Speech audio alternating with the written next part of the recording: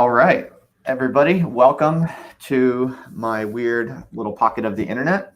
I am live again today. I'm currently in snowy, cold New Jersey visiting family, which is why you'll notice a somewhat different background.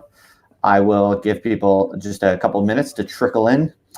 I am now, for those of you who mostly watch me on YouTube, I am now also streaming to Periscope just as an experiment. I'm using StreamYard, which just introduced multi-streaming options. So figure if it's easy and no skin off my back, I might as well also try streaming to other platforms. We'll see if that works out well.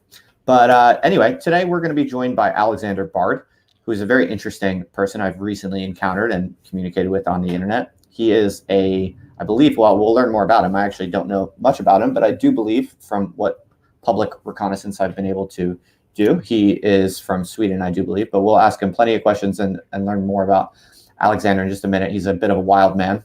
He tells me that he is my long lost dirty uncle. So I'm very interested. I'm very interested to meet any man who would dare to self-identify in this way. I'm very intrigued. So I'm looking forward to talking with him. He seems like a really interesting, freewheeling kind of, radical, independent intellectual, exactly my kind of guy, I think. So I look forward to getting to know him better, and I think you're all going to find him quite interesting. And so that's the game plan for today. I'll bring him on in just a minute. In fact, he's waiting patiently in the wings. I just wanted to give everyone a few minutes to trickle in and get comfortable. I want to just very briefly, before we start, tell you about one thing. I try not to, waste too much of your time telling you about all of my thousands of different experiments and projects, but I like to just tell listeners to the live stream show just basically what I'm currently focusing on the most. My big project at the moment, I am building a private community specifically for independent intellectuals, and I'm rolling it out slowly. It's it's not a big launch yet or anything like that. It's not even really public. It's invite only. You can request an invitation if you want to, but it's specifically for independent intellectuals. And by independent intellectuals, I mean people who are trying seriously to carve out a serious, long-term, professional intellectual life, but without any institutional affiliations, which typically means on the internet through their own elbow grease and creativity and ingenuity and a little bit of entrepreneurial spirit. So there's a lot of people out there doing this type of thing, just like me. And right now, they're not really talking with each other. They're totally distributed all over the place. The independent intellectual does not really have a kind of self-conscious identity quite yet. There's not a particularly coherent or unified kind of subculture around it. And I'm not like trying to kind of, monopolize it or, claim ownership of anything like that. I'm just doing my bit to create some sort of infrastructure and focused community for people who are trying to really figure out as best as possible the best practices and exactly how to do this new type of thing that people like myself are trying to figure out as we go. My wager is that it's increasingly possible to have a financially stable and publicly impactful intellectual career without any institutional affiliations. I'm doing it, and as far as I'm concerned, I'm succeeding, and I know there are a bunch of other people who are also doing it.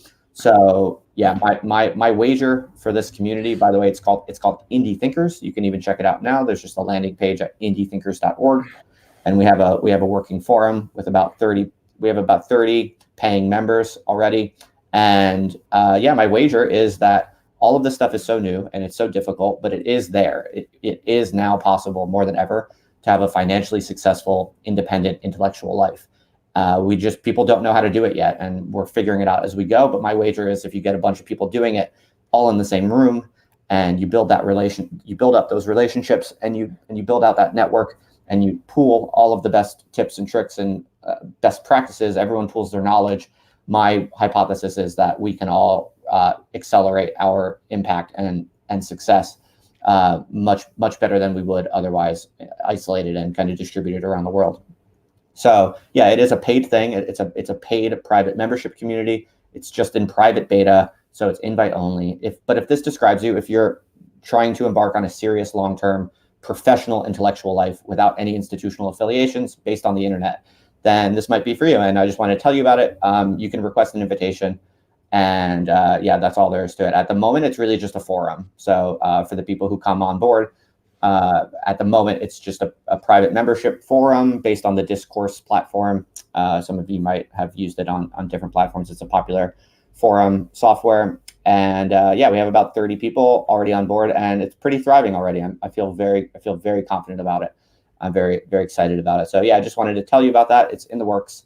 Probably eventually over time, at some point, I'll make it public, and kind of anyone who wants to join will be welcome. But in these early stages, I really want to get the formula right. I want to figure out what works. I want to figure out what doesn't work, and I want to go slowly. I don't want to bring in too many people and be overwhelmed with hundreds of people and not be able to, you know, guarantee like a high value experience. You know, I'm figuring it out as I go, so I'm trying to do that responsibly and slowly. So right now, that's why it's in private beta. So yeah, that's called Indie Thinkers. You can check it out at indiethinkers.org. And yeah, if you have any questions about it, you can also just email me or shoot me a DM on Twitter or whatever channel you want. I'm happy to tell you more about it. So yeah, that's enough plugging for my personal projects. That's what I'm focused on right now. And I like to always give a big shout out to my patrons. Big thanks to my patrons who help me do all of this kind of personal, intellectual, you know, creative work that I do, like these live streams. This is essentially supported by the patrons. So huge shout out to the patrons and big thanks for the patrons. So, all right, that's all for me for now. I think we should jump right in and talk with Alexander Bard. If you have any questions or comments now or anytime through the talk, there is a comment. There should be comments available on Twitter and also YouTube. So I'm looking at them right now. Alexander should also be able to see them if he wants to follow them in the broadcast studio. So we are watching your chats. And so, yeah, if you have good comments or good questions, I can even put them in the video like that. So if you have a really good comment or question and I see it, I will feature it in the video. All right, I think that's enough for a warm up, a little bit of housekeeping out of the way now. And we are going to bring in Alexander Bard. Here he is. Alexander. Hi, thanks for having me. Of course, man. Thanks for I love indie thinkers. I think it's brilliant. It's so 2020s already. You can always turn into a verb, you know, to indie think. You're an indie thinker. You're in thinking. So that's right. And after the boring 2010s and the echo chambers, I noticed it over here in Europe. It's all about antagonism now. It's all about finding, you know, people who disagree with you in an interesting way and going to dialogue with them. I do this constant now here in Scandinavia where I live, and we have these meetings that are surprising, like, oh, you never thought these two guys would be on a stage together. And we broadcast them, make them talk shows, and we have hundreds of thousands of views within 24 hours instantly. People love this. They love this. And I think the people who stay in the echo chambers are the underclass of the 2020s, and the people who leave the echo chambers and look for the antagonisms to grow and expand are the winners. And I think that's exactly why an idea like indie thinking is perfectly timed right now. Yeah, that's really well put. So Alexander, I actually don't know that much about you, and I think some of my listeners might not know anything about you. So if it's okay with you, I would love to start off with a bit of a discussion about you, Alexander the man. Alexander the man. Could you tell us a little bit about your kind of intellectual career and your personal professional life? And in particular, I think the best way to kick off this part of the discussion would be, I would love to go back in time a little bit and let me know, when was it that you first kind of hit the scene as a kind of public creative person or intellectual or however you define yourself? Like when did you have your first break and what was that like? Okay, the problem with America is that America is obsessed with America. That means Americans know what's going on in America, know hardly anything else about the rest of the world. And I went to drama school in America in my teens. I loved it. I could have had probably a theater career doing Broadway and all that. But when I lived in New York and I was 20 years old, I decided to leave America because American media consumption already in 1979, when this happened, was all about America all the time. And I find it boring. I was born in South Africa, arrived in Europe early because my parents escaped apartheid. They were libertarians in South Africa. I have a black brother. You get the picture. So we arrived in Sweden eventually, settled there. I then traveled around the world and returned to Sweden in 1998. And I've been at the Stockholm School of Economics ever since. I had a sort of academic career where I do digital studies. So I basically teach managers and leaders and stuff like that about digitalization, digital transformation. So it's quite ambitious, right? And you're still doing that? Yeah, I do that at the end of the spring and the end of the fall. The rest of the year, these guys want me to travel as much as possible. So I got a team. So I got a scientific research team, and we travel around the world all the time. And we spend very little time in America. I was only there once last year. We traveled to, I just came back from India, where I did a lecture tour. We also have several research projects that work with technology companies and different institutions and the Ministry of Education, Ministry of Technology, things like that. I spent a lot of time in East Asia, China. Love what's going on in Hong Kong at the moment. I'm also politically involved in the opposition in Iran. I converted Zoroastrianism in 1992, which is one of the leading philosophies of the East. And that means I want the mullahs to go. And I'm really proud of Iranian youth right now and the struggle they're having to get the mullahs out. So I love these freedom struggles in parts of the world where they're not as decadent as we are in America and Europe, where actually freedom means something. And it does to people in Asia and in Africa and places like that, which is why I love to work in those places more than anything else. So I did a career in the music industry for 25 years. I worked with Universal Music. I even sold them a record company in 1998. If you're over 40 years old, you probably remember bands like the Cardigans, bands that were really successful in the United States, especially in the 1990s. I also discovered a guy called Johan Renck, who I nurtured as an artist. He made a TV series called Chernobyl this last year for HBO. So a lot of these Scandinavian talents are people that I work with. So we have a strong music industry here in Scandinavia that eventually has become like a media industry coming especially out of Stockholm. Except that Americans hardly know that. Most Americans don't know that Britney Spears has made all the records in Stockholm. Celine Dion made all the records in Stockholm. And they hardly know that Katy Perry has made all the records in Stockholm. They just come here to Scandinavia because it's a great environment for creative work. And they get their shit together here. And then they release it in America. And of course, they are Americans. So there's a strong media industry here in Scandinavia that I find interesting. I was involved with it for 25 years. But decided 6 years ago that after all the success I had and all the fuck off money I had in my bank account, it was time to let go. And simultaneously, I built a career as a philosopher. And I'd written 3 books at the time. I've written 5. I'm working on the 6th book. I'm working with a co-writer called Jan Söderqvist. And we're pretty established by now in Europe. There's also quite a lot of interest in our work in the States. And we're certainly traveling the rest of the world. So Barton Söderqvist become like a name in the philosophy world. And I think that is because we were pioneers in doing philosophy on technology. So okay, interesting. So I want to unpack some of that. It's a very interesting trajectory you've had, and a kind of focus of my show over the past couple weeks or months has been really trying to kind of understand the anatomy of successful intellectual careers that are outside of the box of kind of the boring, rigid, overly disciplined kind of academic model. So if I understand correctly, most of your paycheck through most of your life has come from an academic position. Is that right? No. Oh, academics don't pay. For God's sake. That's only to have something on your card, more or less. And even research funding, I'm glad to call one of my philanthropist friends or a billionaire or something and say, I've got a great idea. And he throws money at me and I can go off and sit in South Korea and interview 17-year-old schoolgirls about their smartphone use or something. These days, I rather call Google Ideas and have access to data because that's the best way to do proper research. So no, my dad taught me when I was 6 years old. I grew up in this sort of South African, Scandinavian, libertarian hippie family. Was tons of freedom, like 5 kids, all the different careers. My dad told me at 6 years old, laws are for weak people. You can make up your own mind about how you want your life to be operated. And basically, if you're creative and you have creative talent, just go ahead and do your thing and probably money will come your way. I believed in that firmly and it turned out to be absolutely correct. So I probably made tons of money from making hit records. So I had hit records around the world. And even before I quit 6 years ago, I had 2 #1 records in Korea that year as a songwriter. Now, if you're a successful songwriter, producer for years, you start to make tons of money eventually. Okay, so you're around record companies. But today it's the lecturing and the consulting. When I consult H&M, IKEA, Allianz, leading European large corporations about digitalization, they pay me big paychecks, right? Okay, so earlier in your adult life, you made your fuck you money from producing music that ended up being successful. Yeah. Okay. I would definitely say 1998, when I enrolled at Stockholm School of Economics to lead the digital studies work there, and I sold my first record company, that's the day when I called the bank and had fuck off money in my bank account because I just sold the whole record company to Universal Music. Okay, so the academic appointment that you've had for some time, that's relatively trivial in terms of money, and I guess Yeah, I mean, my philosophy is about that academics is going to die, and it's dying quickly. Politics is going to die, it's dying quickly, and old industry is going to die, it's dying quickly. We're living in a dramatic paradigm shift.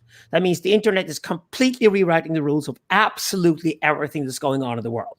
Okay, that means a whole new power structure is going to emerge out of that. My first book 20 years ago was called The Netocrats. And it basically says it's a new class society we're seeing rising right now. Like you and I looking for antagonisms are superior, an upper class. The people who stay paranoid within their echo chamber, underclass. Okay, we see this constantly now on the internet, that the way you react to the internet with all these tools being available for free to everybody is going to determine what kind of class you're going to end up with. So we've done this work for the last 25 years. And basically now we're all seeing it coming true. Interesting. Okay. So I like the sound of this. So you and I are basically aristocrats of the spirit. We're aristocrats of antagonism. Yeah, we are. I am a Nietzschean in the sense that I have to write a book on the new elite, or books on the new elite, where they're going. Where is their promised land? How are they going to get there? That's essentially what I do. My students, though, are often Marxists. They're the new Marxists. They're 25 years old. They fucking hate social justice warriors because they hate Rousseau. They hate victimhood cults. They're proud and they're strong. And they want to create a digital proletariat. Of course, they're my sons and my daughters. They want to kick me in the ass. So what they're going to do eventually when I'm done with my work is to move in and then create a philosophy on how do you broaden this elite? How could possibly more people that have talents out there be nurtured and fostered so they can belong to this elite and follow to the promised land?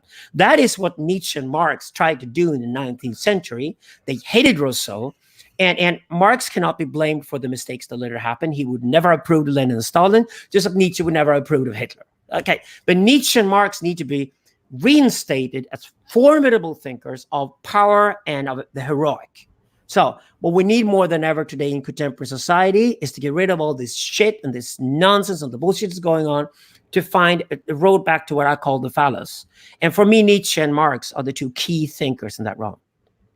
Okay, excellent. We can definitely go deeper into the ideas there if you want, but if you don't mind, I'd love to pause a little bit more on some of the logistics and the practical stuff, because I think people find this very interesting, and I think I agree with you for sure that it's increasingly possible. It's increasingly the order of the day to embark out on your own and pursue this kind of radical aristocracy of the spirit where we can say fuck you to anyone we want. And I think you're right. You're right that it's interesting because when you look out on the internet or you look out into the public sphere, which is essentially now the internet, there is this kind of class differentiation taking place where there are some people who will say fuck you to whoever they want.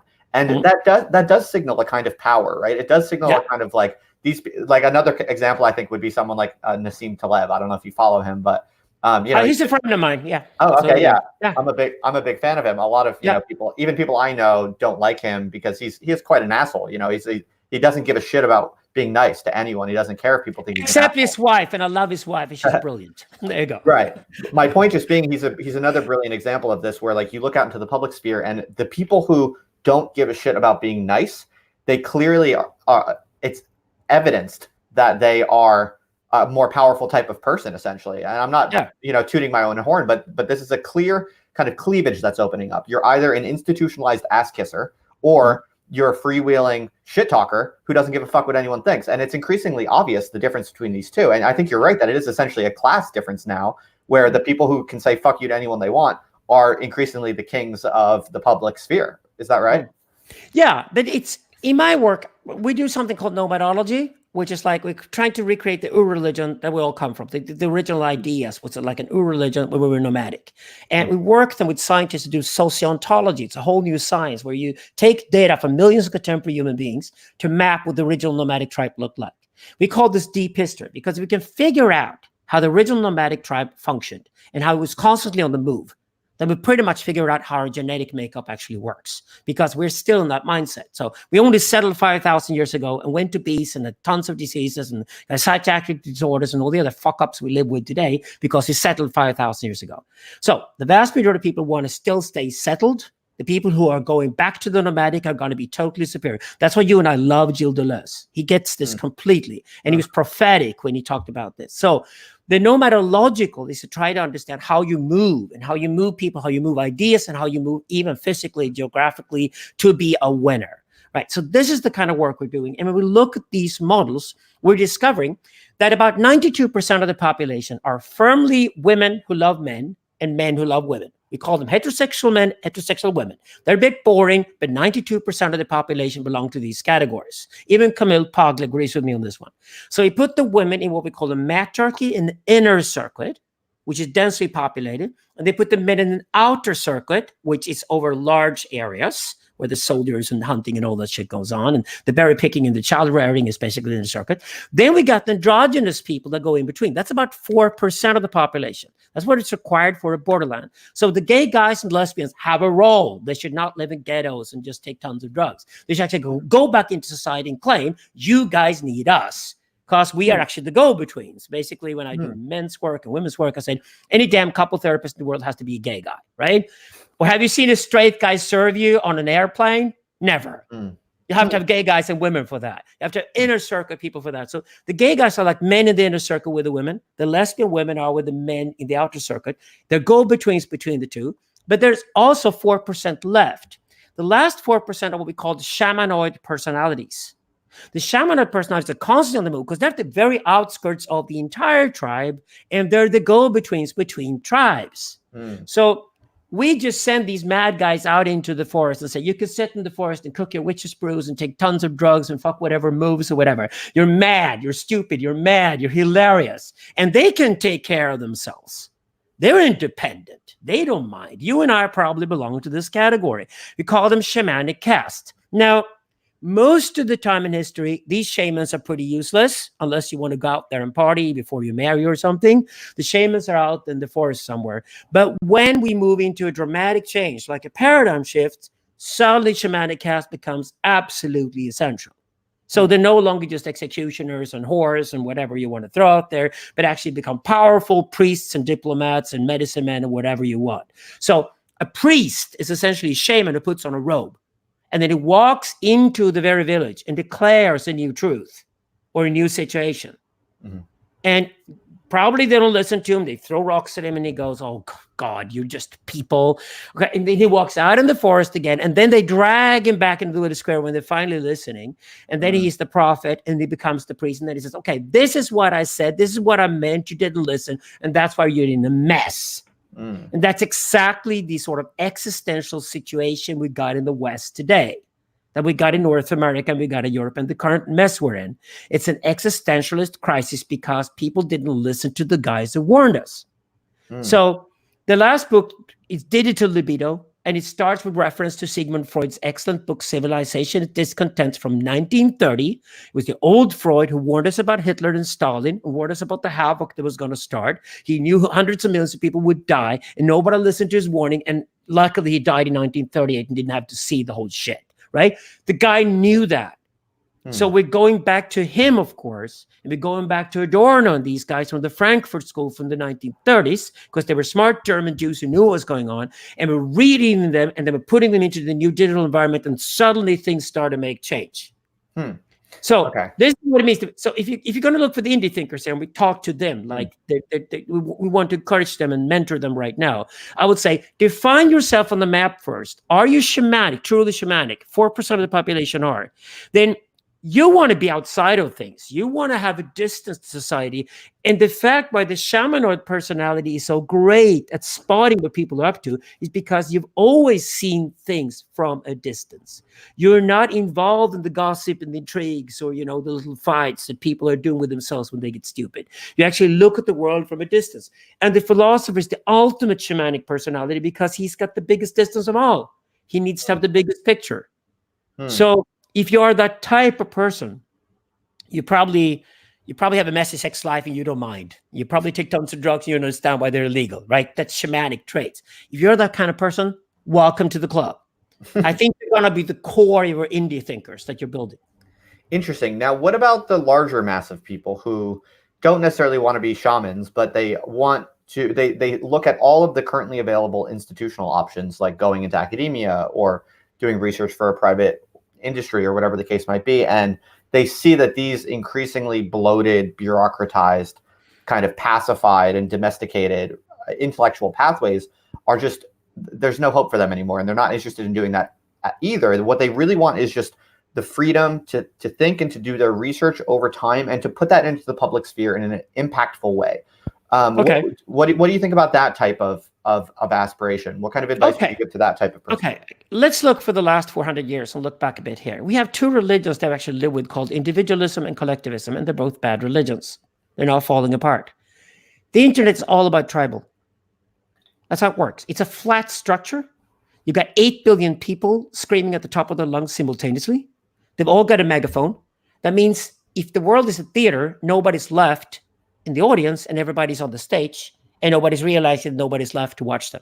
So everybody's pretending they got an audience, screaming at the top of their lungs. Yeah. And in America, I love America, and I love working with the cognitive scientists and computer scientists in America at the moment. But if you live in America, you have to understand that the American state religion is essentially Cartesian individualism. That's not a winning formula any longer. Nowhere in the world. So if you think the online world is all about your own private personal sales pitch constantly, we're all tired of that. We're all sick of the spam when people are trying to sell themselves all the time. The one thing we hate the most is LinkedIn. Everybody asks me about LinkedIn. It's just like, I don't look for a job. People call me. Well, what the fuck would I be on a whore site to expose my whoring? You know, it's just like, no, I hate LinkedIn. I don't want to be there. I don't want to be, so it's just like, at the end of the day, tribal is the way forward. So find your own tribe. A sort of precursor to indie thinkers, which is the more mature version of the same thing, was a Peter Lindbergh, who was a key guy in Toronto. He wrote Nomadic Tribes. He's also John Favarkis and Jordan Peterson's shared little favorite guy. Him and I contacted each other last year. We set up a little network called the Intellectual Deep Web. It's just a simple mailing list, transatlantic, to get the young guys, the next generation after the Weinsteins and the Petersons or whatever, the next generation to connect with one another. And we're finding out that, oh my God, there's this whole new generation of guys like you, Justin, who are like younger than us, but are in Europe, in North America. They all speak English these days, can communicate with one another. And there goes these intense, deep debates on philosophy and history and everything and the current state of affairs, and tip each other about books. And they're all asking the questions, are we going to write books? Are we going to do podcasts? Are we going to webcasts? How are we going to express ourselves? I mean, these guys are going to be the new YouTube intellectuals, every one of them, right? So that is so inspiring that a simple little mailing list can do that. We had to get them out of Facebook because that takes active looking for something. Email is still a way of throwing something in your face, but not as a sales pitch. Always as something attractive. Like if you remember the Intellectual Deep Web, you can't deny the fact you're tempted to read all the emails because you can't deny the quality of them. So if you look for that kind of quality of dialogue, then people will be attracted to what you do, even if they don't agree or hardly even get what you're talking about. That's not a problem. That quality is what you're looking for at the moment. And let's collaborate, because I love to support things like indie thinkers. But I also, having worked in the music industry for 25 years, I know there's so many people who are coming through the door with the dream of being discovered, of being the dream that they're talented. Moderation is therefore the key. You've got to be really tough at the door, like a great nightclub. It's all about, no, sorry, I can't let you in. You're not good enough, or you haven't proven yourself yet, or you need a better track record or whatever, but we're not going to let you in. And sorry, your dad's money is not going to help either. The network has to be strong. And the stronger, the more adamant you are at the door of only letting genuine talent work hard in through the door and let it grow slowly, like you said, the better off you'll be. Then indie thinkers will be brilliant. Yeah, well, that's nice to hear from you, because that's essentially why right now, at least, it's invitation only. And I have a, somewhat rigorous kind of review process. Now, what do you say to people who kind of aspire to have this sort of carefree, nonchalant, freewheeling attitude and demeanor like you have, but let's say they're in grad school, or they have some sort of job where their boss, is very concerned about their internet speech. And so they feel blocked, right? They feel paralyzed. They feel like they can't really say what they think, let alone pursue a meaningful kind of creative research agenda in public, because they just feel like they're going to get in trouble from many different directions. What do you say to that type of person, especially a kind of young adult person? Get out. Leave. Seriously. I mean, if you're going to sit there and cover your ass, I mean, it's like, hey, I take the debate. You will not find a Swede who doesn't know who I am. Let's put it that way. And that's not bragging. That's just the way it is. I'm a highly controversial public intellectual. The nicest thing I ever heard was a Russian who came up to me and said, if Camille Paglia went through a sex transition, she would be you. And I was like, thank you. That's like the most wonderful thing I've ever heard. I'm not afraid of speaking the truth. Now, it's not daring or bravery to speak the truth. It's all about strategy. Get a base station, have some kind of family life. I've got a girlfriend since many years, but she lives with women, I live with men. We've experimented and found a lifestyle that works. And hey, Sweden is the social experimental workshop of the world. You can basically innovate any way you like when it comes to family life. But family, base stations, some really trusted friends, don't live alone, have people around you, because then you're more grounded and have more self-confidence. Okay, then you look at your professional career. You do some whoring, right? You do some jobs that are there for the money. Anybody does that. There's certainly money thrown at you when you say yes to things sometimes, right? Okay, that's fine. But you always do that with the commentaries that I'm allowed to speak my mind at all times. And if they're not comfortable with that, say no. Just dare to say no. And so that you are free to speak your mind at any given time. If you're not free to speak or don't dare to speak, you will never become a public intellectual. Just give up on it. You're not brave enough. Right. That's the thing. So Right. Instead of trying to find a way around that your boss doesn't like your word use, well, anybody's obsessed with tonality and etiquette in 2019 should fuck off. It's just like tonality and etiquette is not substance. It's not essence. It's just words. It's like I say to people these days, if you were in Paris in 1789, you would at least be in the streets of the revolutionary. You didn't want to be in Versailles. Now, Versailles was the place where everybody was obsessed with tonality and etiquette. Oh, did you hear that? Did you hear what she said? She said the N word. She said the G word. America's full of this obsession with word use. Well, that's just cowardly. That's just cowards to begin with. They're not going to get anywhere. If you even pay attention to the word police, you're lost, right? Right. Debate, dialogue is all about substance, essence, reality, and the relationship towards reality and creativity on top of that. Right. Now, if you're not even in that discussion and you're obsessed with word policing and afraid of the word police, you're stuck in Versailles, and the guillotine should gladly cut your head off because you don't deserve to be in the arena. You're not a winner.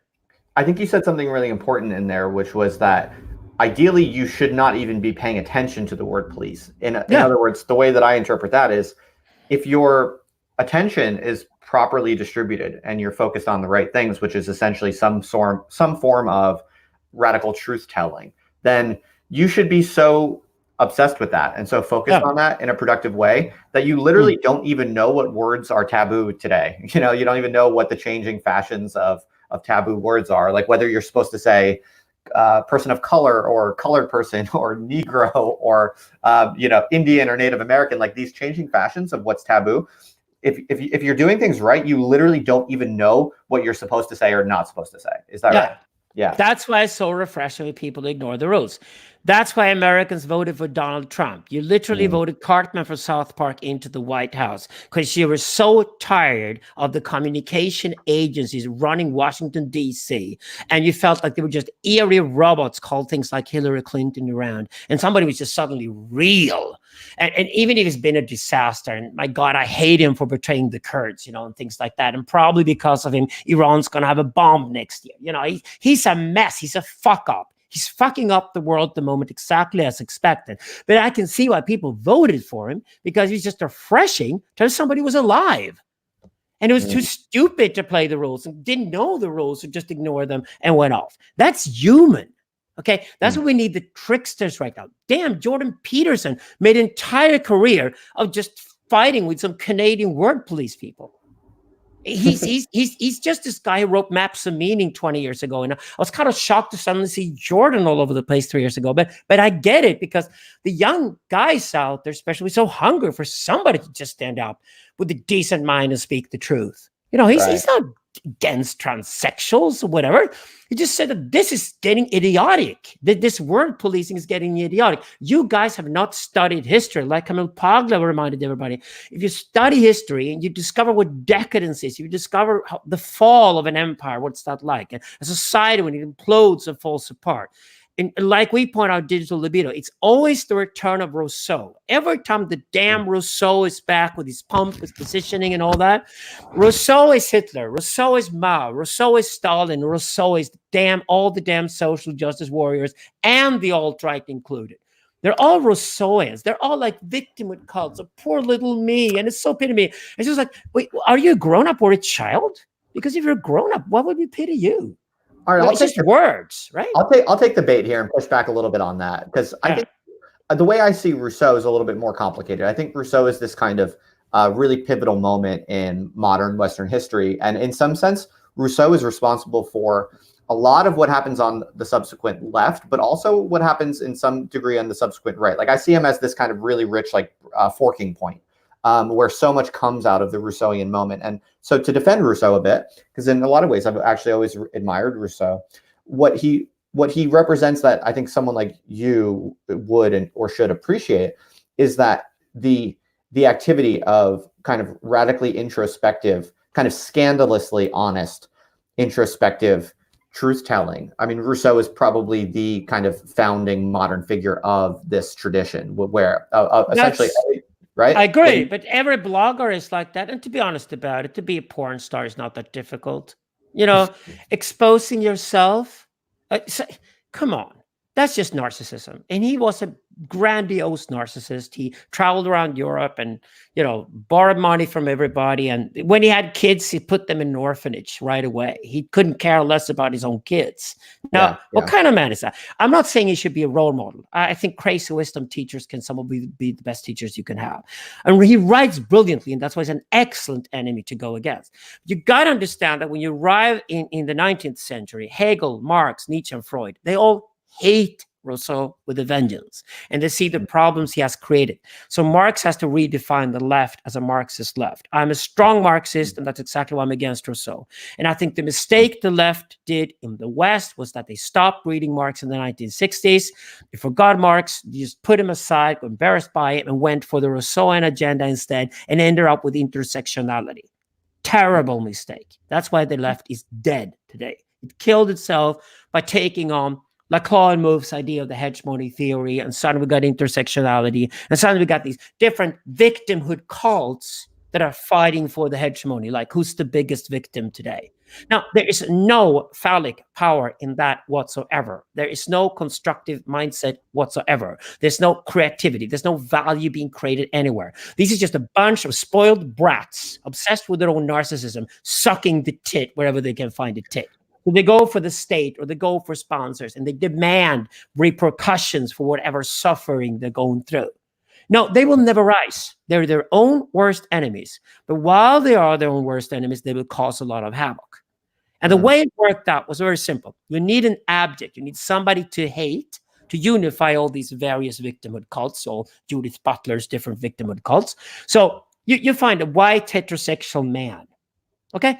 Then it's only a question of time before the white heterosexual man discovers that this is the new game in town. So he will stand up and say, no, I'm the biggest victim. Hello, alt-right. Right. They're all pathetic. Deleuze would have hated them.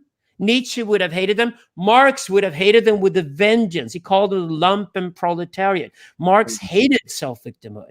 That's exactly why Marx exists. He exists as a reaction against Rousseau's fantasies and the tabula rasa. And whenever you have tabula rasa, you also have the idea that there can be one little boy in here who can actually decide what we're going to do with the tabula rasa, and suddenly get damn Pol Pot.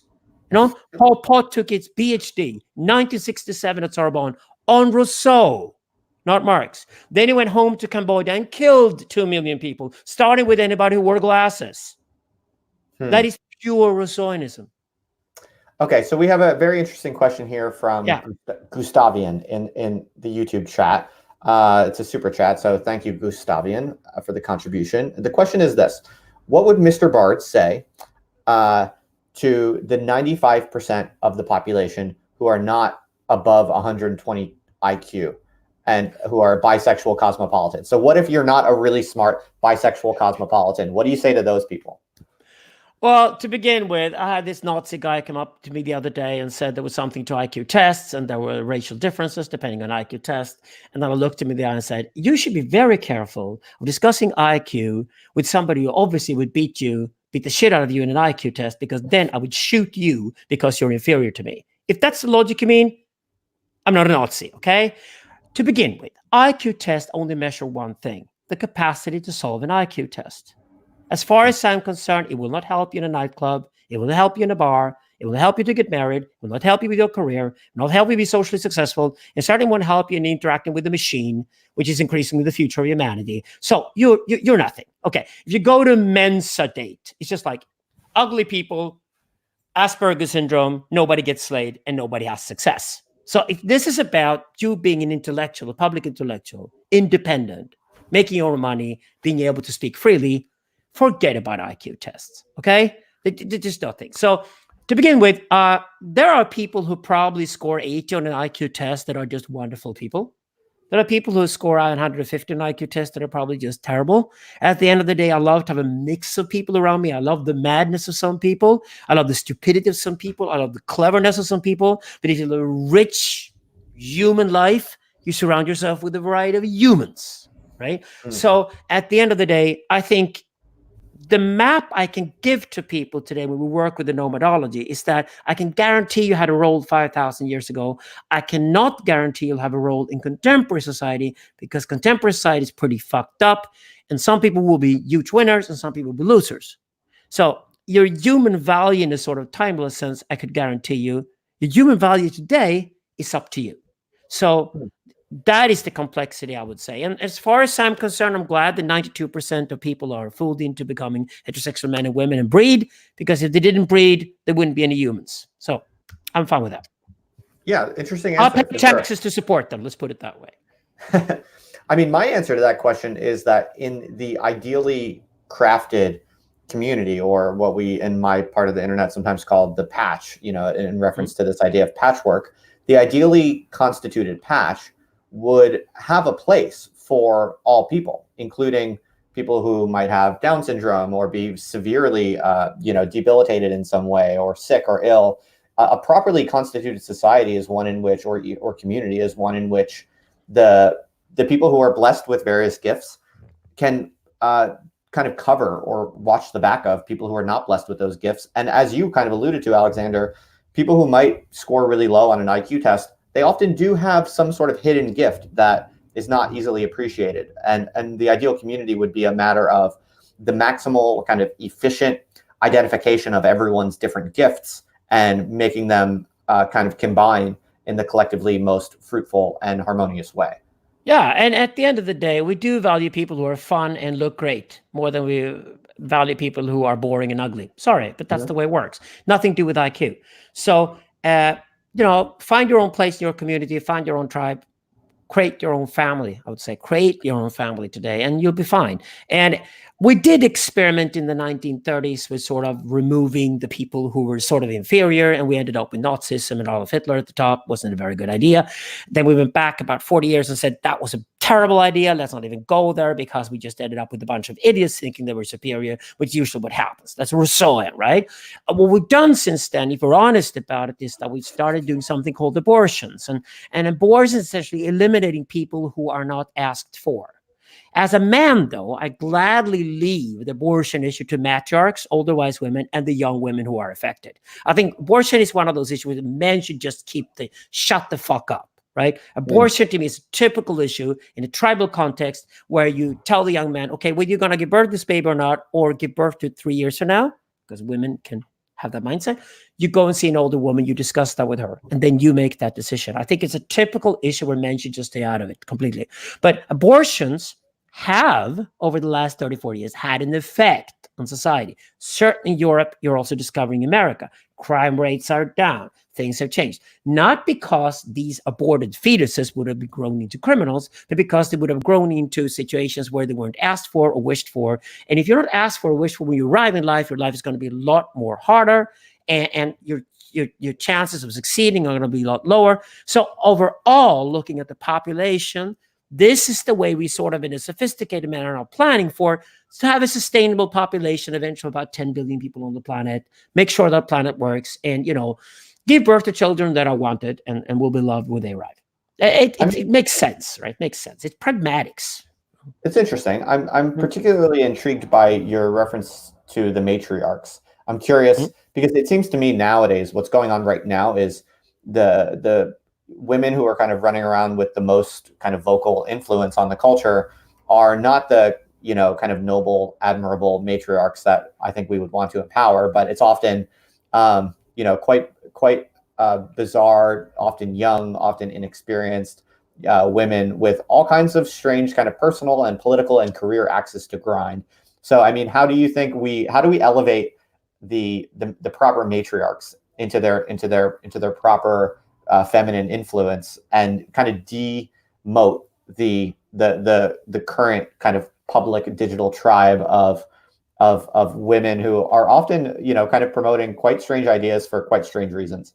Well, it's all about post 1945. 1945, we blew up the bomb over Hiroshima, and the world was a mess. And essentially, the patriarchal idea that men can lead society, which is, very tribal, was gone, right? Because it led to Hitler and Stalin and 100 million people dead across the planet. So that opened up, women had started making careers, but it also opened up for something we were not aware of, and that was youth worship. So exported from America in the 1950s, starting with James Dean and Marilyn Monroe and Elvis Presley and all that shit, was just the idea that youth are somehow superior to old age. We store information outside of our brain. We've been doing it for the past 5,000 years. We increasingly do that, and that's why we don't respect wisdom. But wisdom is not just only knowledge. It's just not only having access to knowledge like your smartphone in your pocket. It's actually knowing how to process it and how to place it into a wider picture, and that's why the rediscover wisdom is going on at the moment, because we lost that. Now, if we're going to rediscover wisdom, we have to actually get rid of youth worship. That means that we love the young for their energy, but the young must look for mentors and guidance. I did when I was young. I knew right away that to make a career, I needed mentors. And I'd be much smarter than the other kids around who believed in their own egos. I'd be much smarter if I looked for mentors who could guide me, who'd been there before, done what I did, who I could actually test myself against and then do my own thing. Right. That is the natural way of things. Any culture, anywhere in the world, before the 1950s would have appreciated people of old age because of their wisdom. That's exactly what we lived till we're 80, 90 years old. You'd go to the elders and they would advise you what to do. Then you would make your own decision. Right. That was completely lost in the 1950s when all this shit with the hippies and everything happened, and the confrontation between old and new and the sort of aggressive antagonism, the colored America since then. It's really youth worship versus a perverted form of Western worship that's not wise. That's essentially the right and the left in America. So we have to understand that. Then we can go back to men and women and discover that young men who run off and don't listen to the elders, they go wild and crazy. They become Islamists and all kind of things and terrorists and whatever they want to do these days. We're going to have more of that, unfortunately, because young men today who sit in front of the internet right now, and they're angry because they just do computer games and they do pornography and they're lonely and they get more and more angry. And the next wave of terrorism in America is not going to come from the Middle East. It's going to come from inside America, probably alt-right and alt-left going after each other with bombs and drones and things. That's very, very likely scenario, right? Starting in Oregon or something. Women, though, with a more passive-aggressive mindset when they're frustrated, means that they sit in front of the computers and start believing in their own narcissism. So what you did, for example, with Me Too, was that you suddenly had this army of so-called feminist narcissists, all with 4 or 5 different hair colors, narcissistic personalities, who thought that they were the top of the heap, like they would be the wisest people on the planet. All of a sudden, all they were 23 years old and knew nothing. And they declared the new truth, which is whatever they said had to be true, and whatever a man would say had to be a lie. Like if women couldn't lie, and if men could not tell the truth. That was the logic. So I was one of the people in Europe who stood up and said, girls, I know dirty old men are nasty and all that. And by God, there's a lot of women who've tried to touch me throughout the years, but I don't care. But whatever, that happens. Okay. There was probably some rapes in there. They should take them to court and go the legal procedure. If you were seriously interested in helping women against men when it comes to sexual violence, then for God's sake, study law, right? And go into law, right? I said that in public. What I then did was that I took older women who were silenced.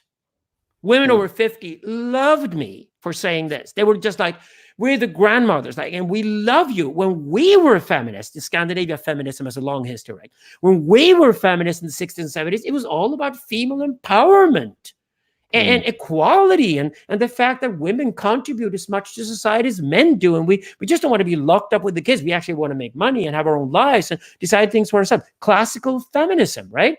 Me Too had nothing to do with that. Me Too was nothing but a victimhood cult that basically declared that women are weak and cannot take responsibility for themselves. And therefore, they're easily eluded or led astray by older men.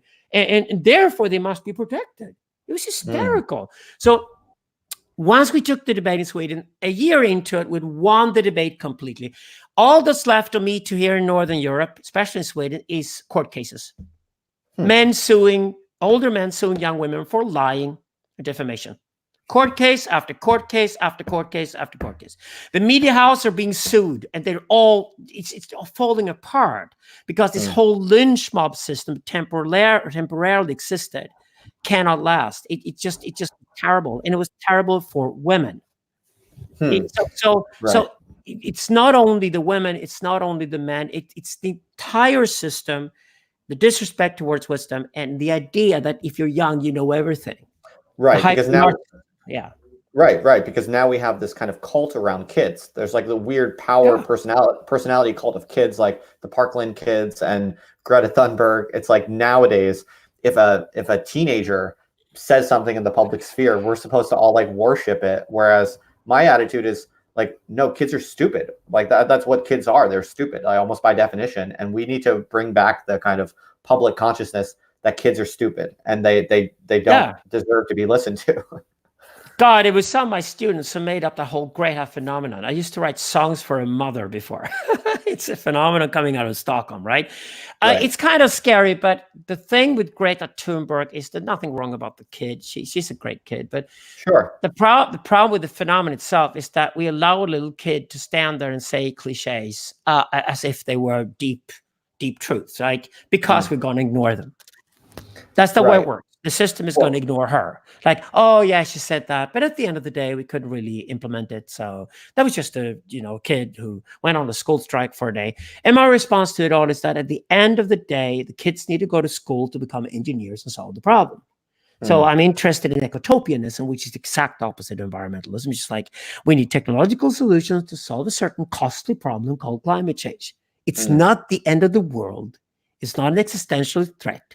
We're not going to be wiped away, but it's going to be really costly, change, adjustment of the planet itself and life on this planet. So for that costly adjustment to be avoided or to lower the cost of it, the sooner we can implement technological solutions to the problem, including building tons of nuclear power, to be honest about it, better off we are. That perspective is called ecotopianism. And it's a natural response to environmentalist dogmas we have them currently, because our environmentalism has gone crazy. And with Greta at the forefront and dogmatic take and the moralism of the whole thing and the total avoidance of real solutions and of facts, environmentalism would totally lose it. It's just that's not the way forward, right? You got to stay with the facts and okay, got a problem. What would be the cost of solving the problem? How do we adjust the problem meanwhile? That's the only thing I'm interested in. And then you can remove this whole moralism around climate and environment once and for all, and we don't need any more Gretas. We certainly don't. And the hypocrisy surrounding Greta, I just killed it. It's just like I said to the kids, my students said, yeah, you're going to put on a boat across the Atlantic. You're going to get tons of media attention. But wait a second, everybody who rides that boat are going to fly there. And all the meetings where you're arranging this little jippo, are flying to their meetings.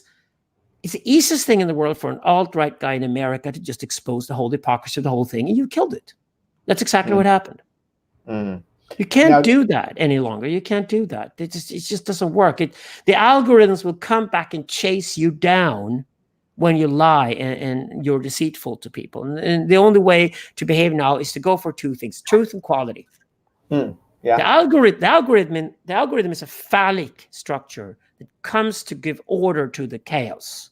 So it's a phallic thing. It's like a phallic mechanism we constructed. And as the algorithms get smarter and smarter, and the more algorithms that compete with each other, we're going to go for the best one. And the best one is the one that points us directly to truth without manipulating any facts and shows truth and quality. And if you get the truth and the quality algorithm, if it arrives on you, you never ever have to advertise ever again. It's the death of marketing. Yeah, that's interesting because I've made some comments recently about the trade-off between quantity and quality, and I think at the current moment when the algorithms are still quite inefficient and there's so much noise in the system, I've made some arguments recently that there's a case to be made that quantity has a quality all of its own in this regard, and that actually you should, because I meet a lot of people today who are like bloggers or video makers or whatever, and they're struggling with being kind of perfectionist. Like they're not producing that much because they want it to be really good. So they want it to be so good, the perfect is the enemy of the good, and they want it to be perfect. So they hardly even produce anything good, right? So I've been making the case lately that right now, the way the internet works and the way psychology is distributed, you should really be optimizing for quantity and consistency. You should be making as much as you possibly can on as many platforms as possible, because in a way it might sound very different than what you're saying, but I think it kind of converges, because to quality in the public sphere today, in a public sphere that's so fragmented and chopped up and algorithmically divided, not just by one algorithm but by many, right? To get through all the noise, you have to be putting out signals frequently. It's only through that frequent signal emission that you actually make any type of dent in the many eyeballs that are divided and fragmented over such different spaces. So I think partly true, but I would say this: look at the medium itself. Look at Marshall McLuhan, absolute key. If anybody inspired our first book, The Netocrats, besides Karl Marx, it was Marshall McLuhan. Okay, so look at the medium itself. How does it operate? The great thing with the internet is that it doesn't have any shortage of territory. So you can put tons of shit out there, and if it doesn't fly, nobody will bother, because the algorithm will kill it for you and hide it somewhere. So I agree with you. It's the perfect medium for experimentation, but that's because the medium operates that way. So again, mentorship, look at the medium itself. How does it operate? So the great thing to do is to put tons of shit out there and experiment, and say that you're experimenting. Call yourself an experimentalist. Say that I go into different dialogues with people. I have podcasts and chats, and I write a few texts here and there. I'm trying different media. And why don't you follow with me and give me feedback on it and do the same thing? This is what you're doing, which creates the real value of your Indie Thinkers Network. It's very smart, because actually these guys, it's not about co-promoting each other and say, thank you for the ad. That's just MySpace nonsense. And we've discovered that that's bullshit. It's really about learning from one another. Like if you figured out that you should actually have this number of publications, or lower them or higher them or whatever, and make more effort on quality right now, or maybe at a certain stage when you need the break, you put more quantity out there, and because you got a charm, you're a new name and a new face, people tolerate that. Then you come to a certain stage where probably it's wiser to publish less stuff and be more qualitative about it. But you're right. I think the medium allows for the experimentation and to put shit out there, tons of it. I personally do myself. I do a lot of podcasts in different languages, but and I expect, the people who are interested, they will follow me, and they do. And then when I hit it right, when I really hit it right, it goes viral. Boom, goes through the roof, right? And the viral things are obviously the ones that stay. If you're going to look back at what I produced 10 years from now, and look back at where you and I have been involved from 2015 to say 2025, you look at the 2026, all the viral ones are going to be the top of the algorithm, and we're going to have an enormous, fantastic score, because we did experiment, we took the chances, and the quality was there. Yeah, that's a really good way to think about it, because also what it highlights is, and this is something I've also been saying a lot recently, is all the shitty stuff you make is just going to disappear. It's going to be forgotten and ignored. Like that's the only real punishment of making crappy content, or doing an experiment that fails or that ends up being stupid or undesirable. It just goes to the bottom. It just gets forgotten, ignored, and that's not much of a penalty. So who cares about that? No, and some of it will go to the bottom at first, and then somebody will discover that 3 years later, people finally get it, or suddenly by being referred to by somebody else, wow, it goes through the roof. The thing is this: as a songwriter, I always get asked, so do you write a lot of songs, or do you write few songs? And I said, the neurotic guys only write a few songs, and they're never very successful. Okay, the psychotic guys write new songs every day. So, psychotic neurosis, not very good ideas. What you do is that you spend a lot of time writing a lot of songs, only the basics, and then you just leave them aside. And then a month later, you listen to the 10 songs you wrote and discover 9 of them are actually shit. But the 10th one has magic to it. you say, what the fuck? How did that song come about? Where did I get that idea from? Beautiful. I want to work with it. And you get lost about working with it. And because you can afford to throw away 9 ideas and work on that 10th idea, and it's brilliant. I say, if you do it to psychedelics, it's a bit like taking ketamine, because when you do ketamine, you think everything that goes to your brain is fantastic because it's new and weird. And then the next time you look through it, 9 of the 10 ideas are crap, but the 10th idea really is brilliant, right? So that's why artists love it. They love that experience. So 1 out of 10. Okay, if you try to have 2 great ideas among 10, you're probably going to have 0 good ideas among 10. But if you go for the 1 out of 10, don't spend too much time. It's like you take something and throw it on the wall and see if it sticks. Yeah, that's same way. Really, that's really the only thing here is that we might as well put it out there. We don't have to decide, you and I, if a podcast or something is good. We can just ask our audience out there or the people we're involved with, and their response and the algorithm on top of that will determine what's viral. And I'm sure the people who experiment the most right now are going to be the winners 3 to 5 years from now. Hell yeah, right on. And shout out, by the way, to Robert Chezik. Thanks for the super chat, Robert. That's cool. What are you currently working on right now, Alexander, that is kind of your main focus creatively or intellectually? Okay. The first book is Synthism, Creating God in the Internet Age. The second book of the current trilogy is Digital Libido, Sex, Power, and Violence in the Network Society. And after Synthism and Digital Libido, we're going to complement them and write. We're about to start writing the 3rd installment to complete what we call the Grand Narrative Trilogy. So when nobody else dares to write the big phallic story or where we need to go, we sat down and said, since we've written about that it needs to be written for quite a while, and everybody else has talked about how much it's needed and how dangerous it is, but still needed, maybe we are the philosophers should write that book. So it's going to be the Exodus book, especially going to be about the new elite, the new global nomad, the new elite that will step out of this whole maelstrom called digital and will basically rule the world as they so wish. And basically describe why they are the winners and how they won, so they could hopefully be models for everybody else. That's the work we're going to do in the next book. And we hope to also inspire them, because I think the awareness of you being successful can increase your success even more and thereby create even more value. I don't mind at all to promoting the Nietzsche and Ubermensch here. I'm actually totally for that. So there you go. Oh, for sure. No, I thought what you were going to say, and what I'm really interested in right now is how any bit of success that anyone is having in this frontier, sharing it is so important, because it allows other people to also take more risks. It lowers the threshold for other people who currently see themselves on the margin, right? There are probably thousands of people out there who have some sort of independent, creative, intellectual project, but they're ready to take some type of plunge. Who knows? It could be different in different cases, right? It might be they're on the cusp of saying fuck you to their boss, or they're on the cusp of trying something bigger and better, whatever. There are so many different margins that different people are at right now. And any little bit of success that people have on this frontier of radical kind of digital nomadism, as you say, any bit of success you are absolutely ethically obligated to share it as far and wide as possible, because you don't know how many people might benefit from it. And it's fun. It's fun. I expect to get credit for philosophical concepts that I invent, but I also give credit to other guys for the inventions, and that's all you need to do. And it's shared. Ideas are shared to begin with, and that's how it works, and that's wonderful, and it's sweet, and it's funny. I love it. So it's co-creation.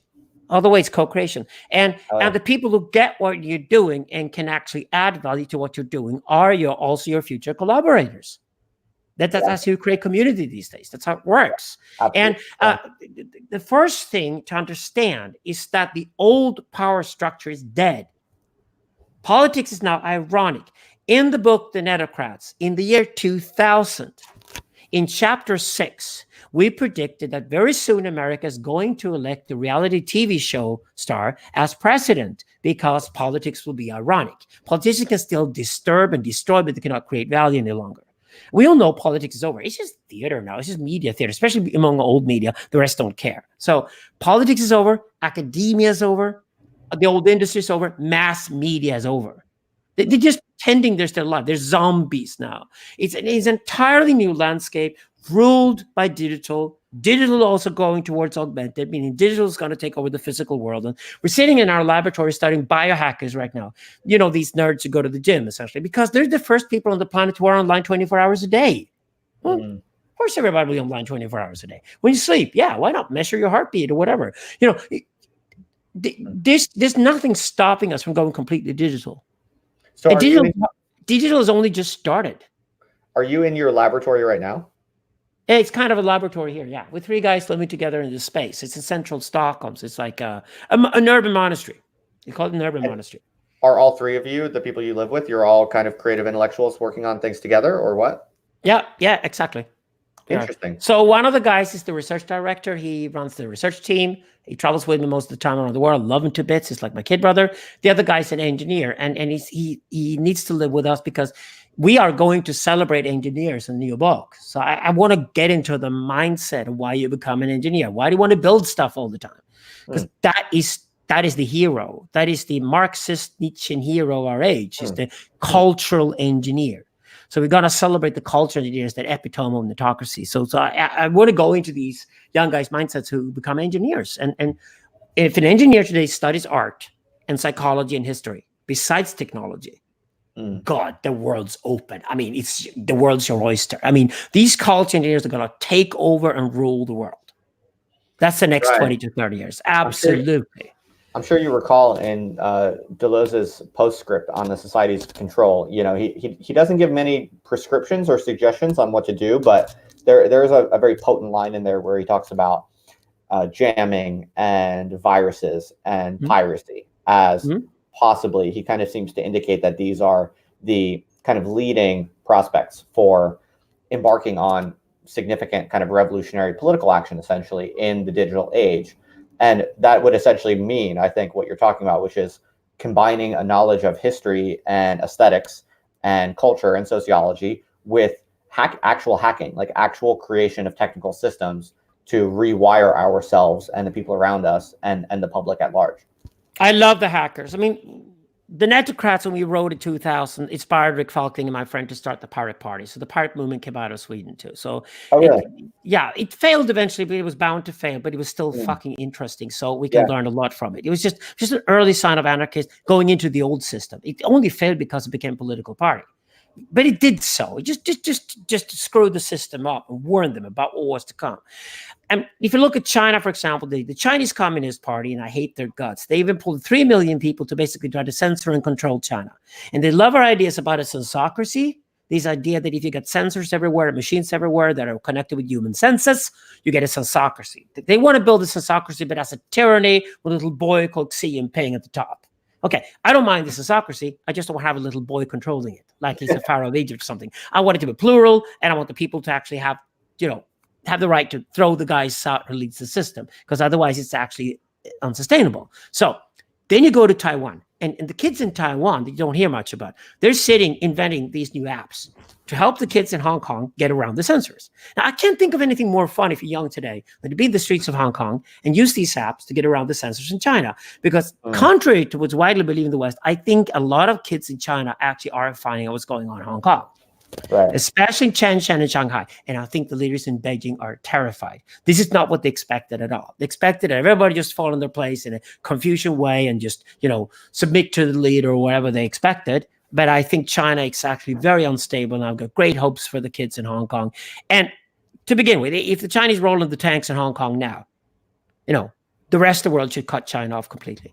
It really should, because we got to defend the right for these kids to show what they do. And I'm very hopeful, very enthusiastic about what they're doing.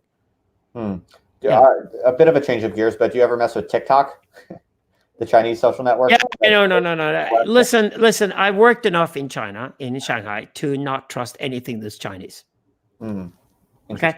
If you don't want your data in the Chinese Communist Party central computer, and want them to know everything about you, avoid any Chinese products that has a data stream connected to it. Right. One of the just an advice. You could use Korean and Swedish products. I mean, I'm a bit insecure about American products too.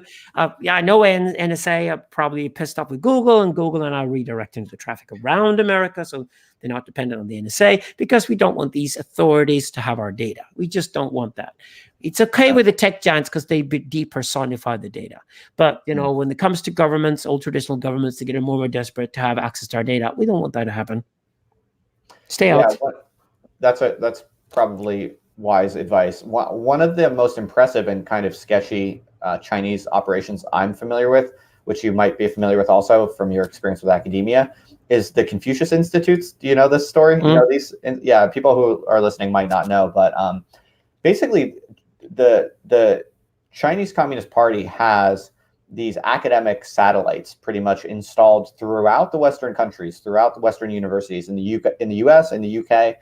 Many big and even prestigious, American universities and British universities and other European universities have these institutes called the Confucius Institute. And the Confucius Institute is essentially sponsored by China. And what a lot of people don't know, and they're very good at keeping this under wraps, is, from the outside, you walk past the Confucius Institute at Harvard University or University of Southampton, wherever it might be. They look like just another academic research unit or institute. It's totally indistinguishable. But what people don't know is that they're actually seriously governed by kind of Chinese politics and Chinese rules, the rules and the norms of the Chinese Communist Party. So the people in the Confucius Institute, including often Western grad students or Western academics who are hired to work in these institutes and do research in these institutes, they're subject to normal traditional Chinese political censorship within Western European and American universities. And a lot of people don't even know this. I mean, it's hiding in plain sight, but it's pretty outrageous. Yeah, and you know what? If you go to Shenzhen, you got pictures of Deng Xiaoping on the walls everywhere in the tech companies there. It's because they love Deng Xiaoping.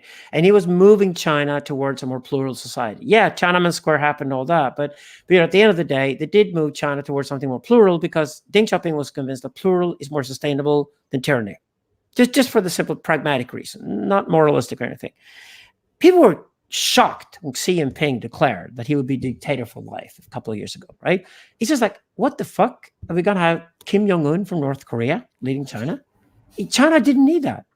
It wasn't necessary at all. It's something eerie about Xi Jinping. It's not even a Confucian dictatorship, you see. It's a Taoist dictatorship in a weird way. So he believes that this yin and yang dance that is going to make China creative is going to be led by him and him alone. It's like a boy pharaoh Egypt pretending that you're going to create a Silicon Valley with tyranny. and with 5G being built out, 6G being built out, they're making these deals with the Chinese tech companies that go something like this.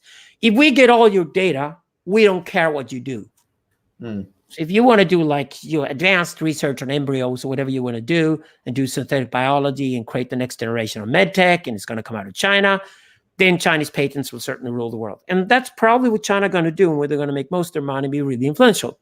But if I get 10 years from now and I got a private health insurance and I want to go somewhere in the world to get cured and treated, I will definitely go to Bangalore or Bangkok and be treated by an Indian or a Thai doctor, because I can't go to China because they probably kidnap and take my kidney, right? So the Chinese don't understand that despite all the hard work they do and this effort to be superior to everybody else and be the top of the league and be the most prominent culture in the world, the most innovative, they're creating a relationship with the outside world. We don't trust them.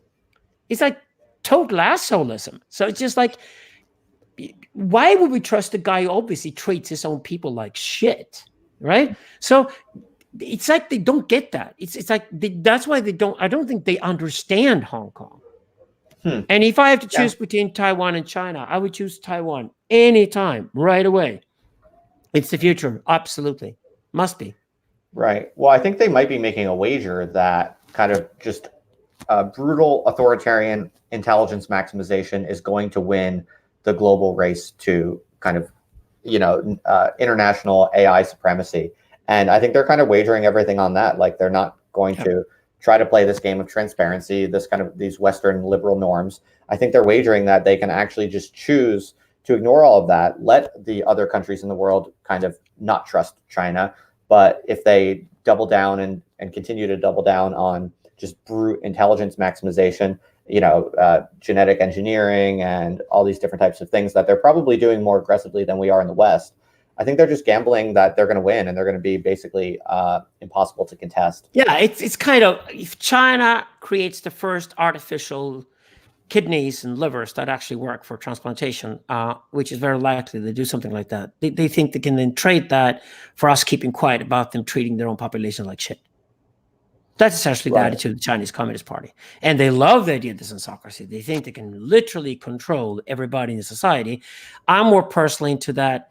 Since so many people are being punished by the social credit system already in China, you got a few million Chinese people already who can't even buy a flight ticket online because they said something like they talked to Justin Murphy and Alexander Bard and therefore they're banned or whatever.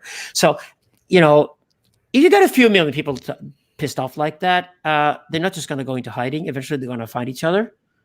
And when they find each other, you're going to have people who really hate you. And how, in the long run, can you keep this sort of Taoist tyranny going that Xi Jinping is planning, unless you have like millions and millions of Chinese people are opposed to it? It won't work. I don't see it as stable. I think it's incredibly unstable. I think Russia is unstable because of Putin personally. I think America has certain instability to it because of the conflict between, the flyover states and the coasts. And the alt-right and alt-left is part of that. But I think China is really unstable, way more unstable than people expect. Right. I think I agree with that. And my friends in Japan and Korea and India agree with me. So if you talk to people in Asia who are much more familiar with Chinese culture and Chinese history than Westerners are, they all agree. They don't see China sustainable. And because it's not sustainable, they're afraid of it, because an unsustainable system can very easily react aggressively militarily to defend itself. That's right. Yeah, I think generally people significantly underestimate the risk of war also between China and the United States. I think that probability is much higher than people think. I mean, I'm not saying it's super high, like 50%, but it's not trivial, and I think people don't really appreciate that. I mean, in the international relations literature, which I'm familiar with, I studied international relations in my PhD, and one of the kind of most robust findings around the question of war is this idea that one of the kind of most explosive situations in a global system is when one superpower is declining and another superpower is increasing, essentially. Yeah. In that transition, that transition is kind of most rife of all situations for interstate war between those two powers. And that does essentially seem to be what's happening. I mean, I don't know about you, but I guess I do pretty much subscribe to the view that the West and the United States in particular is pretty much in a state of probably irreversible decline. I mean, I'm hopeful that I would love to be convinced otherwise, and I'm gonna, as an American, I'm gonna play my part to do what I can. But I think objectively, it looks like we are in a state of irreversible decline. Do you agree with that, or what do you think about it? No, I do. I work across the world, and I get much more inspiration working in Nairobi or Dubai these days than I do working in America or Europe, to be honest about it. And there's contentment. I mean, Europe, it's about, we got Spotify, we got Skype coming out of Scandinavia here, and but the few unicorns coming out of here are nothing compared to America and compared to Asia. And the next wave will be deep tech. Yes, France and Germany has always educated great engineers to be part of that. But why would they, literally sign their companies to the French and German markets with the high tax rates and things like that here, where they can actually literally move these companies to anywhere in the world? I think the future belongs to the city-states. I think it belongs to places like Dubai and Singapore. And the people I meet there are the people who are the real winners today. The netocrats I interview now are like young Iranian American girls who moved to Dubai, married a Russian oligarch, runs a real estate company, has 2 perfect kids, 29 years old. The kid already speaks 4 languages fluently when he's 6 because of a household robot. These girls will take over the world. They took over the world. They are the netocrats that we talk about. They can come from anywhere on the planet. They're global nomads. They move anywhere they like. They sort of step away from all this screaming that's going on. They're more voyeuristic. They're not exhibitionistic at all. They don't need to expose themselves. They're actually more powerful by not doing that. But I love them, and I love to sit with them, and I see how Nietzsche's Übermensch, and I see how Marx dream of the real proletarian who beats the shit out of the capitalist by being better. I see the proletarian. I see the Ubermensch in these people and how they live their lives. And when you come to the real shit test, when you sit and talk to this Iranian girl in Dubai, and it's New Year's Eve, and you drink champagne, and then you just go over to her and you say, after all, Dubai's run by a sheikh. It's kind of a dictatorship. Yeah. Yeah. So what if it turns against you and your family? Oh, no problem at all. We got a plan. Within 10 hours, we pack everything and move to Singapore. Of course she's thought of that. I mean, it's the tax rate is what, 4% or something? Her bank account is huge already. And she looks great, and she will have a great life. And to me, these netocrats, they really have understood the power of the digital globalized world. And they're using it to their own advantage. And they're all going to live in these city-states. The idea right now is not to get a lot of junk space around you and have to support a big countryside like in America. You have to support a poor junk space in between the big cities. But actually, and it's not even the biggest cities that are going to be the winners. It's the smart cities that are going to be the winners. They tend to be smaller, more clever, have the best solutions, and they basically create themselves sort of a gated community, but on a city scale. Interesting. So you think that is the future? That is the future, not the empires. No, the city-states are the future. Right. So that's really interesting. So you think the place to be right now is places like Dubai with Iranian expats who are just kind of living digitally in this very kind of intelligent and flexible way? Yeah, and say Hawaii goes independent. It's just what are other places where you can have a pleasant life. You fly into an airport, you have a good life there, you feel you're protected, you pay a low, good tax rate, you pay fees for everything else you use. You got privately, you're insured with everything you want. And insurance, by the way, is basically just get the critical number of people around you need to be insured, say 70 people. You insure each other within your own system. Insurance industry dead and over. That's it. The next generation of tech startups are going to look into these pragmatic, smart solutions. Like, what is the critical number you need to be insured? New insurance industry, old insurance companies, dead and over. Digital locks, like the digital doorbells, like they open up your home completely. Kills, retail's dead and over, because you will literally have people walk all the way into a refrigerator, to a bed, fix everything. Because you can trust thousands of strangers walking into your home. Well, you know who they are. There's no longer a problem, right? So that's where deep tech is going. That's where we're going now. We have the data and we have the flows, and we begin to understand we're going to keep them forever. And we register everything with blockchains and keep it forever. And this will create a whole new society. And the people who are riding on this wave right now are the winners. And why would they stay in places that are falling apart, and homeless people everywhere, and corrupt governments, and dysfunctional politics, and a lack of trust in the community? Why would you stay there? Yeah, that's really interesting. Are there other examples other than Dubai that come to mind as hotspots for this type of living? Singapore for the Chinese. Mauritius is becoming the same thing for the Indians. Now we toured India. The wealthiest Indians we met were all people who came out of Mauritius, and they had their fortunes there, and that's where they got their Indian companies registered. Mauritius is becoming the Indian version of what the Singapore is to the Chinese. New Zealand is one of these countries, and I work with governments in Estonia and Slovenia here in Europe, because I like to work with these small countries where you got a city like Tallinn, you got a little countryside, it's kind of a city with a garden. You don't have any heavy costs or any problems there. You got 1.5 million people to deal with, and you walk into a room and you can make decisions, because the 10 people in this country who make the decisions are in the room at the same time with you. So you can have an idea, and they look at the idea and say, yeah, we could be the first country in the world with free Wi-Fi to all citizens. Great, right? So you create Skype then. Okay, that's Estonia for you. And Slovenia is one of these countries that I'm interested in. Israel, magnificent country. Imagine that Israel is spending 50% of their entire GDP on the military and still beat the shit out of everybody else, right? How do you become an Israeli Jew? You get to know Israeli Jewish families. You walk into their home, strong matriarch at home. She rules the house. Guy, father, patriarch. What does he do? Military and technology, rules the world outside. That is strength. That is a strong culture with a strong inner circuit, home, and a strong outer circuit to protect and provide.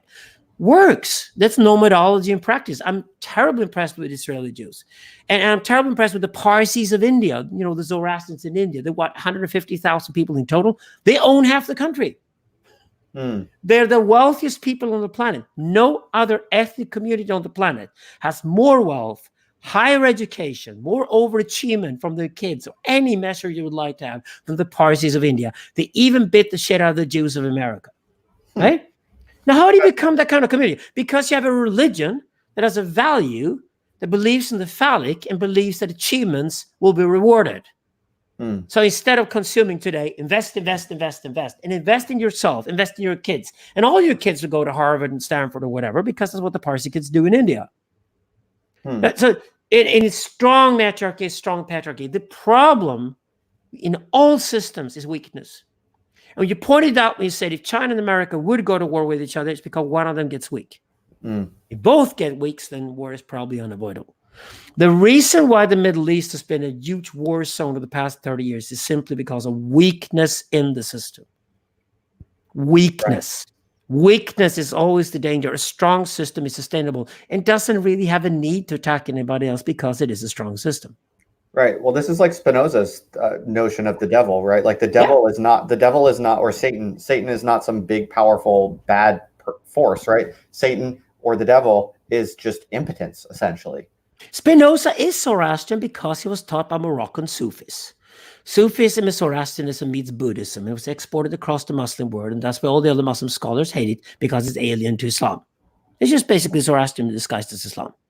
So it has a strong Buddhist element too, but it's Zoroastrianism, right? So the Moroccan Sufis taught this little Portuguese Jewish guy, Spinoza. He went off to Holland. He was totally alien compared to anything else that anybody in Europe had ever thought. That's why we love him to bits. But he brought that kind of monist, one substance, many attributes, strength and joy thinking to European philosophy. And we're forever grateful. Hegel and Nietzsche pointed to Spinoza and said, we are his heritage. Forget about Descartes and all that. It's Spinoza that inspired Hegel and Nietzsche. Yeah, me too, for sure. Now, we love him to bits. Definitely. Yeah. And where are you based now? I don't know if you said. I'm based, we have a base station in Stockholm, Sweden. On Saturday morning, I'm off to Costa Rica. I'm going to spend the next 6 weeks in South America. We're basically traveling all the time. It's just great to have a base station somewhere in the world where you got the laundry and, the post and the official address and you're registered and all that. So we're a bunch of guys who decided to make Stockholm, Sweden, our base station. But as far as we're concerned, we travel all the time. And when you say we, are you talking about the guys you live with, your lab there? Yeah, exactly. Yeah, the team. And when I asked you what your current focus is, you said the next book. Is that what you're working on for the most part now? Well, Or are you on tour, or what are you doing? Yeah, I'm a lecture tour, spring and fall, lecture tour constantly. The winters I go off to the tropics, and that's usually when I get a chance to read up on stuff. Zizek's latest book I'm reading right now and getting into what's going on, and then write whatever I'm writing on at the moment. So I'm focusing on the 6th book. It's going to take us the next 3 years or something before we finish it. We also write in both Swedish and English. We decided to write in 2 languages because you think better that way.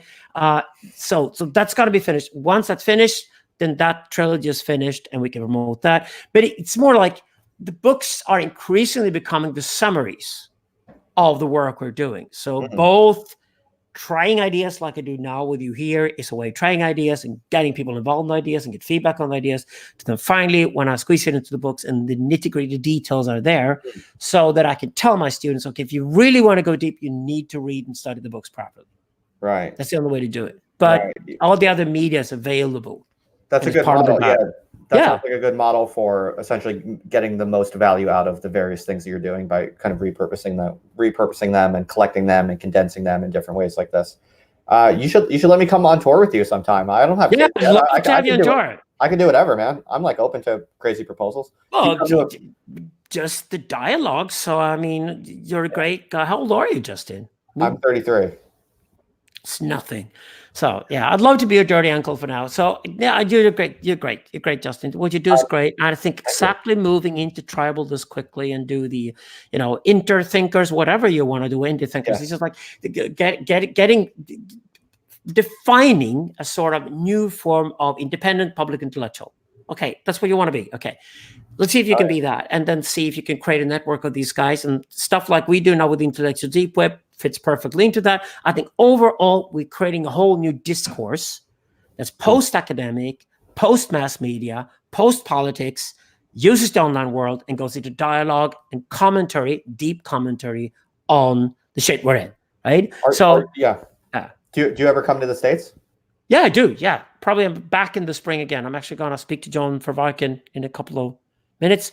I am working with several different projects in North America. I'm an old friend of Jordan Hall's and Danish Schmachtenberger's. I think their work is great.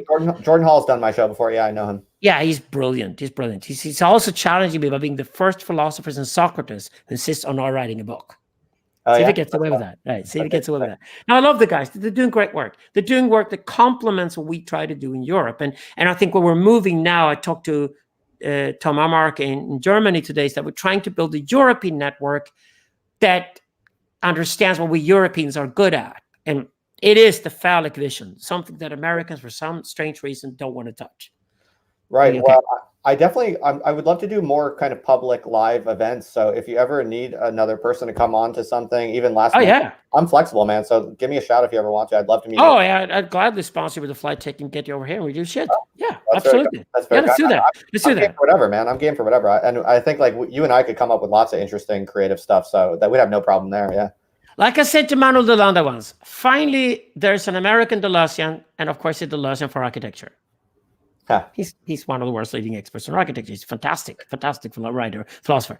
And I'd say to you now, finally, we got a Deleuzian who's a Deleuzian on technology coming from America, and that's you. Wow. Well, thank you. Thank you for the kind words. I appreciate that. I don't want to keep you too long. I think an hour and a half is what we planned. So I think you have other things going on. But were there any other thoughts you wanted to get off your shoulders before we wrap this baby up? No. I think we're perfectly fine here. And the guys who do follow us are clever enough to get it. And like Alfred North White had once said, when a student complained about his books being bitchy, he said, I wish I made them even bitchier. So at the end of the day, I want a threshold that respects people, but also so they understand the challenge to go into the kind of thing we do. So we get connected with the right people out there. Yeah. And we create our own tribe in that process. That's what we do. And we're just going to do it on two sides of the Atlantic. Yeah, well, maybe they'll join sooner than later. I think so too. I'm game, man. I'm game. Yeah. Okay. Great. Alexander, thank you again, man. You're a really cool dude. You're really, what you've achieved over your life in terms of being a truly kind of creative intellectual who says whatever the fuck you want, whenever you want, and you let the chips fall where they may. Like a lot of people, like some people can pull that off, but I don't know if I've met many people who have done that and have also found such success as you've had. I mean, it pays off a lot. Ever. It's like we said, if you get the base station and then you can speak freely, it will pay off more than ever. That's what everybody's dying to hear right now. The guy who speaks his mind freely. Yeah. Well, you've done it really well, man. And I would love to, I mean, I could pick your brain for hours more. I'd love to hear more about how you've done it and decisions you've made and things like that. But yeah, you're definitely a kind of role model, I think, for a lot of people who are a little bit younger than you, like me. You know, you're out there killing it, man, and you're doing whatever you want. I think you're kind of criminally known in the United States. Like I don't think many people watching my show will know your name. But I was a record producer, songwriter. You've probably heard a lot of my songs on American radio. Yeah. I didn't care too much about breaking America because either you focus on America or you focus on the rest of the world. And I enjoyed traveling the rest of the world so much that it doesn't affect me that. Yeah, you can go to Russia. Probably everybody knows who I am. It's different there, but it doesn't matter. America is fascinating in the other place, but the way the media hierarchy looks is that you need to focus on America to try to get some kind of a top, at least according to Americans. And it takes a lot of effort to do that. I think you need to live there and spend a lot of time there. I prefer to go to America now and then. I have my friends, I have my associates, and I do the work that I do. And I've always been welcomed. I always felt welcome in America. So that's great. Nice. Well, I think your accomplishments speak for themselves. You know, you've been out there. I think like really authentic, radical intellectuals it's very clear when you encounter one. They have a way of making themselves known as the real deal announces itself, I think, in undeniable terms. And I think your commitment to a free radical intellectual life over the years, over a very, very long time, has been really impressive, I think. And I've only recently became acquainted with you and your work, but I consider it a bit of a scandal that I had not heard of you sooner. So it's a real pleasure to know you. It's been real fun talking with you. I'm very glad you came on. I'm very grateful to have you on. And I think I suspect that this is just the beginning of an interesting and hopefully quite productive and interesting friendship between you and I. Let's do that.